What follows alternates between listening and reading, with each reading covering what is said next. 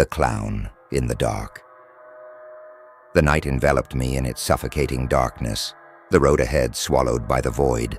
My car, once reliable, suddenly sputtered, its engine choking before dying completely. The headlights flickered off, leaving me stranded in the middle of nowhere, under a sky devoid of stars.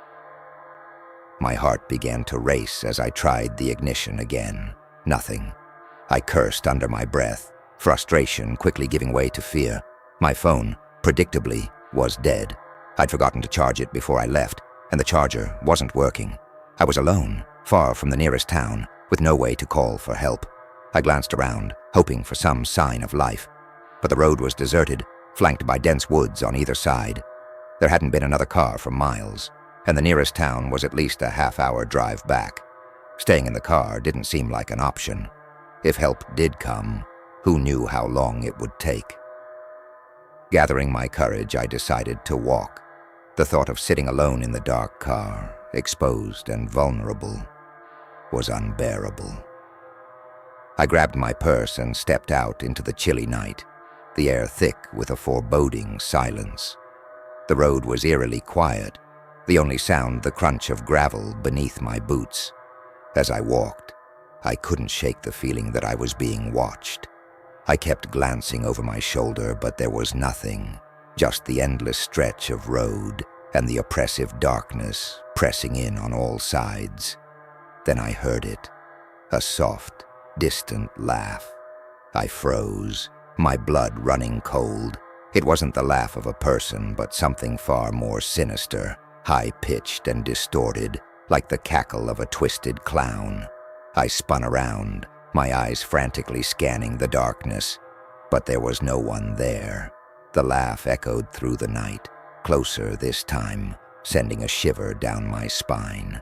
Panic surged through me, and I started to walk faster, my footsteps echoing louder in the stillness. But the laugh followed me, growing louder, more menacing with each step.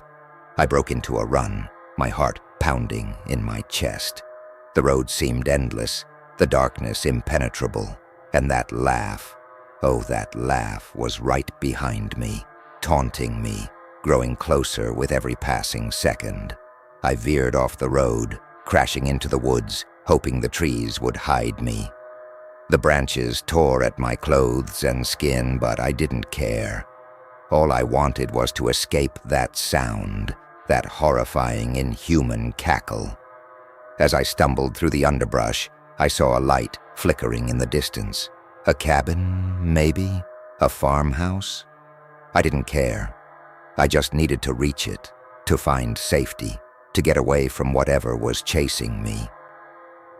I burst into the clearing and saw the source of the light. A small, run-down cabin with a single flickering bulb on the porch. Without hesitation, I dashed towards it, praying the door was unlocked. I reached the cabin and threw myself against the door, twisting the knob desperately. It opened, and I slammed it shut behind me, fumbling for a lock with trembling hands. Finally, I found a deadbolt and slid it into place just as the laugh echoed again, right outside. For a moment, there was silence. I pressed my ear to the door, listening to the rapid thudding of my heart. Then, a soft scraping sound reached my ears like nails dragging across the wood. The clown was trying to get in. I backed away, my eyes darting around the dimly lit room for anything I could use as a weapon. The cabin was bare. Just a rickety table, a few broken chairs, and a rusted stove. My gaze fell on a chair, and I grabbed it, holding it in front of me like a shield. The door shook as something heavy slammed against it. The laughter outside grew louder, more frenzied, as if the clown was enjoying the fear radiating off me. I braced myself, knowing the door wouldn't hold much longer. With a final violent crash, the door burst open, and there it was. The clown, a grotesque figure in a tattered costume, its face painted in garish colors. The smile on its face was wide, too wide, stretching from ear to ear, and in its hand, it held a massive blood-stained knife. For a moment, everything slowed. The clown tilted its head, its lifeless eyes locked on mine. Then, with a crazed laugh, it lunged. I swung the chair, but the clown easily dodged it, the knife slicing through the air just inches from my face. I stumbled backward, my mind screaming at me to run, but my body was frozen in terror. The clown's laugh echoed around the cabin as it advanced on me, its eyes gleaming with a sick pleasure. I was trapped. The window. I bolted towards the small window on the opposite wall, my last hope of escape.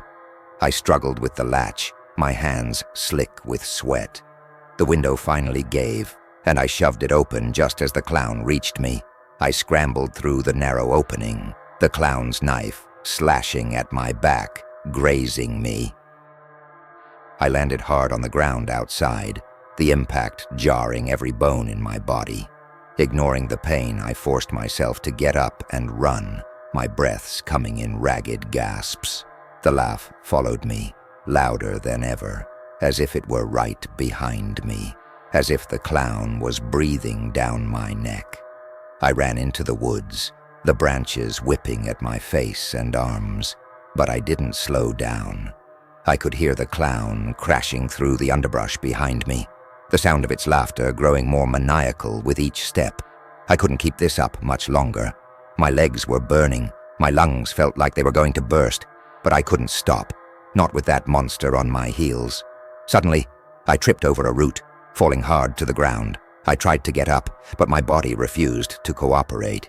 The clown's footsteps grew louder, closer, until it was right on top of me.